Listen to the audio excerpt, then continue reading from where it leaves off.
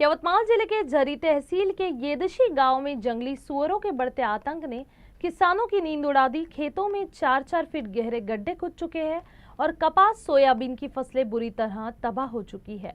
किसान one विभाग से तत्काल कार्रवाई की मांग कर रहे हैं।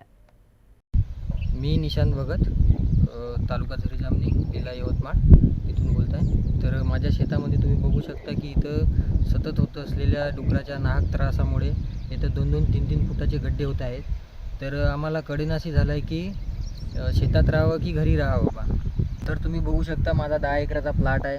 अक्षरशः रानटी डुकरांनी आणि बाकी जनावरांनी पुरं मातीत घालून टाकलं आहे माझं शेत। तरी ह्या वनविभागवाल्यांनी काहीतरी याच्यावरती पर्याय करून काय ते याचा विल्हेवाट लावावे असे। तर बरेच मागच्या वर्षी पण आम्ही काही का फॉरेस्टमध्ये अर्ज दिलेले आहे, आम्ही नुकसान झाले आहे, तरी पण त्याच्यावर काही यांनी कारवाई केली नाही आणि रानटी जनावराचा काही बंदोबस्त केला नाही। आर्थिक मदत तर मिळतच नाही, पण बाकी इतर बी काही सुविधा आहेत ह्या बी फॉरेस्टवाल्याकडून आम्हाला मिळत नाही।